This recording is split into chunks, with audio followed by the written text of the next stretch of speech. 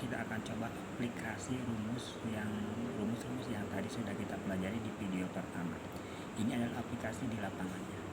Ini adalah kita kasih contoh, ada plank atau blimpeng yang akan kita marking, yang akan kita bolongi, yang akan kita bor dengan identitas diameter 24 sejumlah 12 nos dengan PCD 150. PCD itu adalah jarak lubang ke lubang. Nah, sebelum kita bor kan kita harus marking dulu nih. Makanya sebelum kita marking ya rumusnya yang pakai adalah yang tadi, yang trigonometri. Nah, ini yang akan kita ukur. Nah, yang saya kasih stabilo. Sedangkan yang akan kita marking di material adalah L, yakni jarak dari center ke center. Sedangkan yang akan kita ukur adalah satu segitiga ini dulu. Nah, inilah rumusnya. A adalah kita mencari L, kita mencari A dulu ya. A sama dengan 75. 75 dari mana? 75 adalah dari 150 dibagi 2, yakni PCD ini bagi 2. Nah, derajatnya ini dari mana? 15. Derajatnya adalah lingkaran itu kan 360 derajat dibagi 12, hasilnya adalah 30. Jadi sudut ini adalah 30. Sedangkan yang kita butuhkan adalah setengah dari sudut ini, yakni 15. Berarti rumusnya ya di trigonometri yang tadi, A sama dengan 75 kali sin 15 sama dengan 19,41 ya. 19,41. Ini 1A. Sedangkan yang kita butuhkan adalah L. Berarti L sama dengan 2 kali A. Jadi L sama dengan 38,8. Adapun rumus yang kedua juga bisa. Nah, kita langsung L sama dengan 180 dibagi jumlah lubang. 180 itu apa? Ya, ini derajat, setengah derajat dari lingkaran ini. Dibagi 12, karena jumlah lubangnya 12, hasilnya di sin kan sama aja tuh kan, sin 15 tuh kali sin 15 kali PCD, hasilnya sama 38,8. Demikian. Ini untuk jadi untuk marking blimpeng ini kita bikin dulu diameter 150 ini di PCD-nya, lalu kita bagi derajatnya untuk orientasinya 0, 90, 180, 270. Baru dari sini kita tarik ke sini sebanyak 19,41, ke bawah juga 19,41. Terus ke sininya juga sama. Jadi 38,8, 38. Nah, begitulah cara marking dan cara menghitungnya. Ini adalah aplikasi di lapangan yang kedua. Nah, biasanya kita sering menemukan di sini ada sel ya, sementara kita akan ada pasang manhole atau nozzle. Nah, yang kita akan cari itu bagaimana marking manhole ini. Ya, kita cukup cari tingginya, ini tinggi maksimal manhole yang akan kita potong. Nah, caranya adalah pakai rumus Pythagoras seperti ini. Ya, ini kita tarik dulu segitiganya yang kita kasih stabilo. Nah, ini di sini ada 250. 250 dari mana? Dari diameter manhole dibagi 2. Ini 250. 1000 ini karena ini diameternya 2000, jadi ini 1000. Ya, kita cari C-nya. Berarti rumusnya adalah 1000 kuadrat dikurangi 250 kuadrat. Akar dari 1000 kuadrat dengan 250 kuadrat adalah ini 93750. Hasilnya adalah 968,25. Jadi tinggi C adalah 98,25. Jadi bisa kita ketahui X-nya berapa, yakni R dikurangi C. R kan sampai ke atas. Nah, inilah 1000 dikurangi 98,25. Jadi tinggi X-nya adalah tinggi manhole yang akan kita potong di maksimalnya itu adalah 31,75. Nah, marking dari manhole itu dari sini ke atas itu 31,75.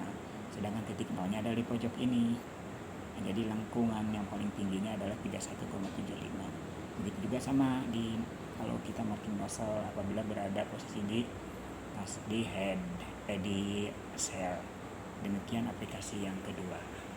Yang berikutnya adalah aplikasi yang suka kita jumpai di structure ya. Structure ini kita sering membuat namanya tangga atau handrail. Nah, biasanya gambarnya suka seperti ini. Ini adalah handrailnya, ini adalah platformnya. Tinggi kemiringan platformnya adalah 38 derajat. sementara yang diketahui adalah jarak antara Henry dan plafon 894, sementara miring dari pipanya sendiri itu tidak diketahui. Maka kita cari, meskipun di gambar kadang-kadang suka ada, tapi akan langkah baiknya kita convert ke rumus benar enggak gitu. Nah, yang akan kita cari adalah L dan X ya. Sementara yang sudah diketahui adalah 894, ini garis lurus. Garis miringnya belum diketahui dan garis yang tegak lurusnya belum diketahui.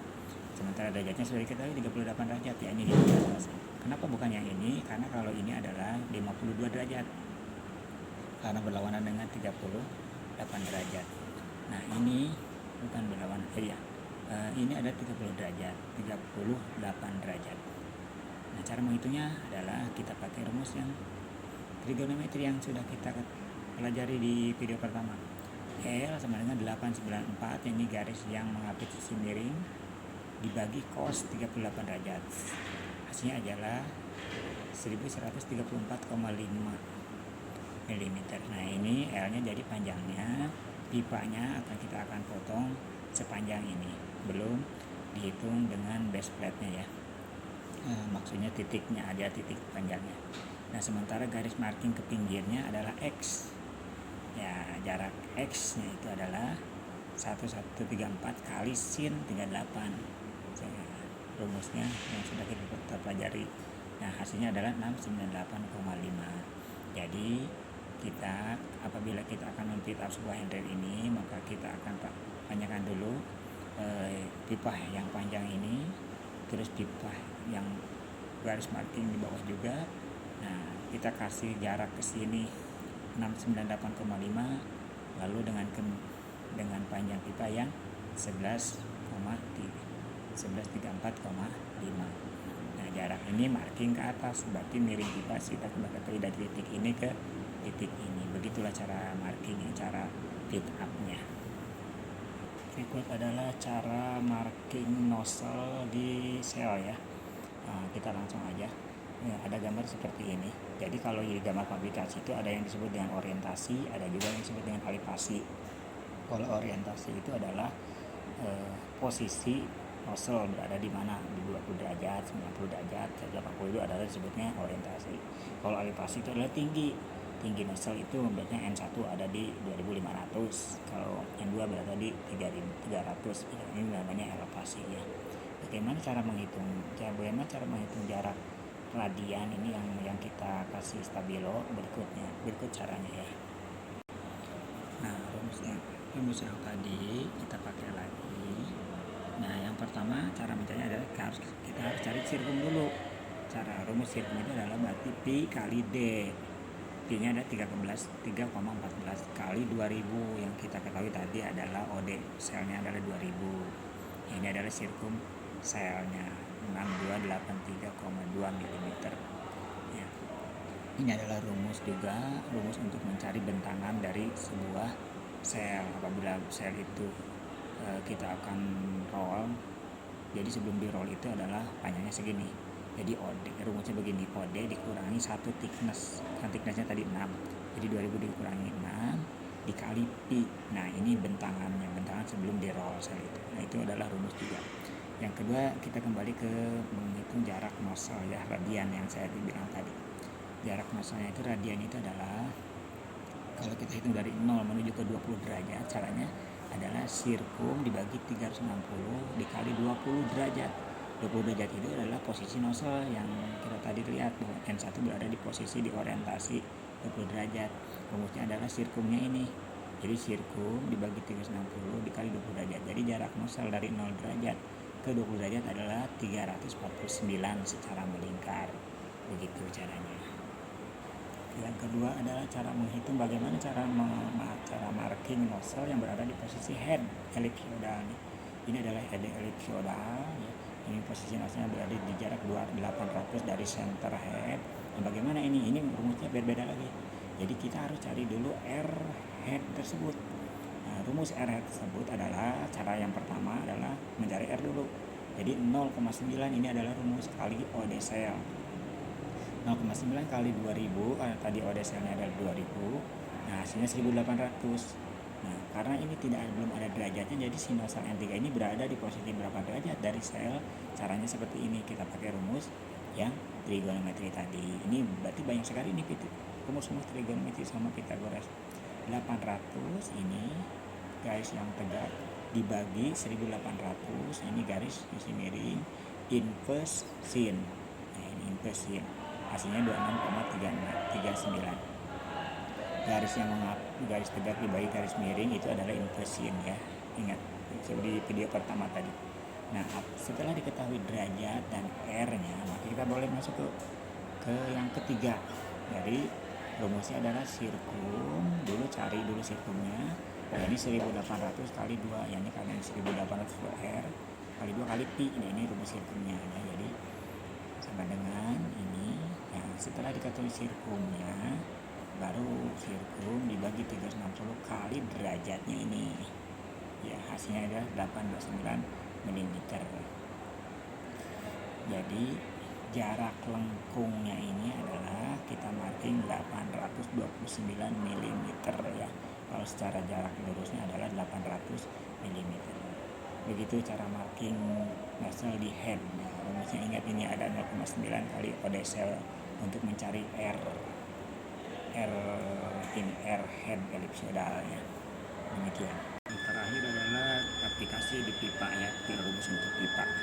Nah, untuk mencari center elbow di pipa itu adalah untuk long radius yang 90 derajat adalah 1,5 kali diameter pipa kali 25,4. Ini adalah rumusnya untuk long radius. Untuk short radius diameter pipa kali 25,4. Untuk yang 45 derajat ini adalah 5/8 kali 25,4 kali diameter pipa. Ini rumus harus dipahami, harus dihafalkan.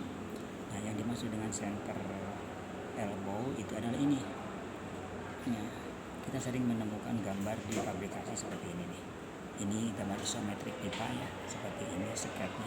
Misalkan bagaimana cara mencari 500 jarak kita potong pipa 10/1, yakni kita harus cari dulu. Ini misalkan kita kasih contoh nih yang 3 in. Yang 3 in pipanya berarti untuk ada 30.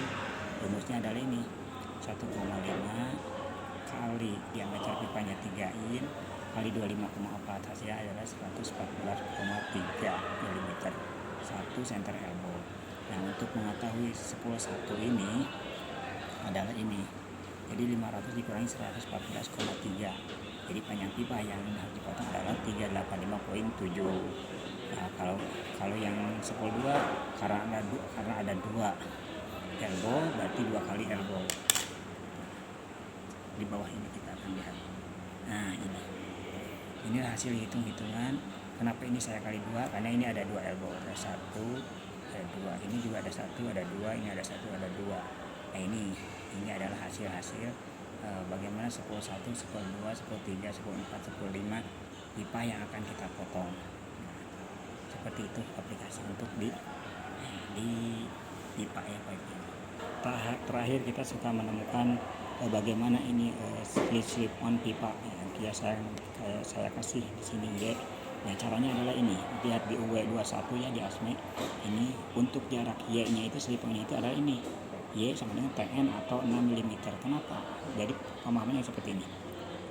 Jadi kalau ada thickness pipa di bawah 6 atau di bawah 6 mm, maka dia slip on-nya ini 6 mm. Kalau lebih dari 6 mm, seperti misalkan 5 in schedule 40 itu thickness-nya 6,6, maka pakai TN atau thickness nominal dari pipa tersebut. Begitu, berarti kalau 5 in ke atas pakainya TN. Kadang-kadang suka dilebihin dari 6 itu jadi 8, itu adalah untuk bebas weldingnya ya. Demikian ya penjelasan ya untuk sementara ini, saya cukupkan dulu. Barangkali nanti dari hasil lapangan kita akan aplikasikan lagi karena waktunya juga kurang ya. Insya Allah untuk video berikutnya kita akan upload. Assalamualaikum warahmatullahi wabarakatuh.